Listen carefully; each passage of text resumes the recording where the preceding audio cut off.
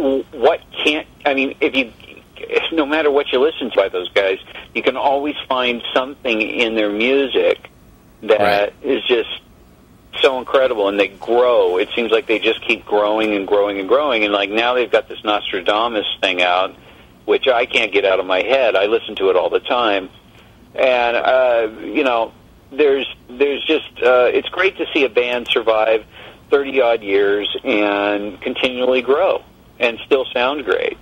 And so that's a big inspiration for, you know, not only me, but some of the guys in the band, too. Right. Well, that's cool. Very cool. And so that being said, some of your influences, we know Priest, we know Blue Oyster Cult. What other bands you grew up listening to that kind of molded you?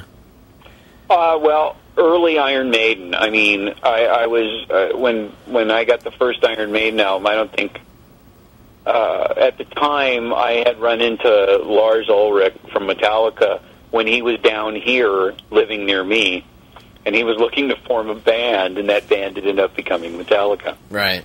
And him and I met through an ad. You know, he was looking for a singer, I was looking for a drummer, and we just met. And I remember he was either going to be a tennis pro or he was going to be a drummer.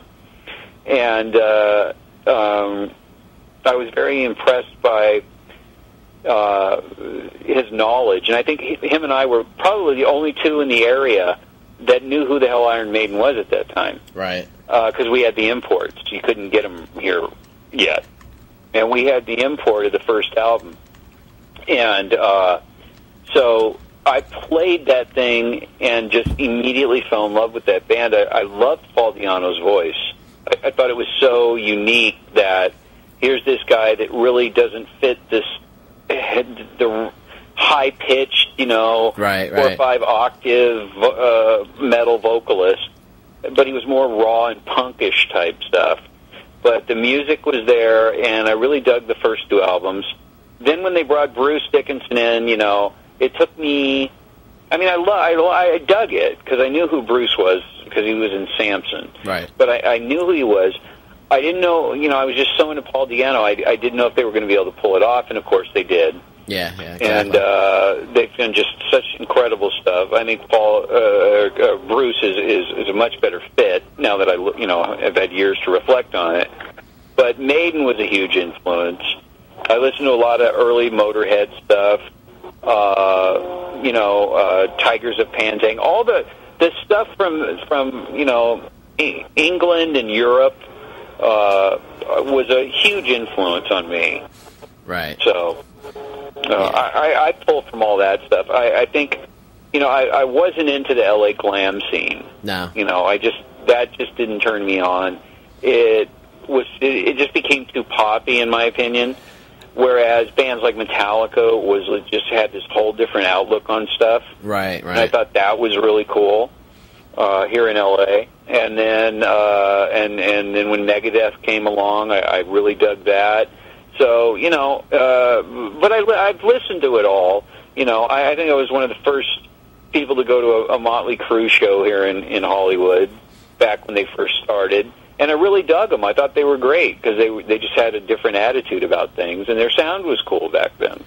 And I really dug it. So, I've witnessed it all in the heavy metal world, but I think my true heart and soul lies with the stuff that came out of England and the new wave of British heavy metal. Yeah, because it had that glamness to it, but it wasn't like they weren't dressing up like chicks like the California scene. Exactly. That's what I was just like, the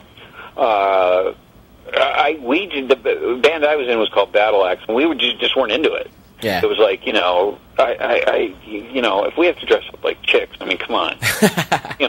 And we had that more thing of like, this is about like AC/DC or Metallica, Yeah. Let's just go out and do something like that. And and it just wasn't catching on, so that's kind of why we disbanded that band, and everybody went different directions for a while.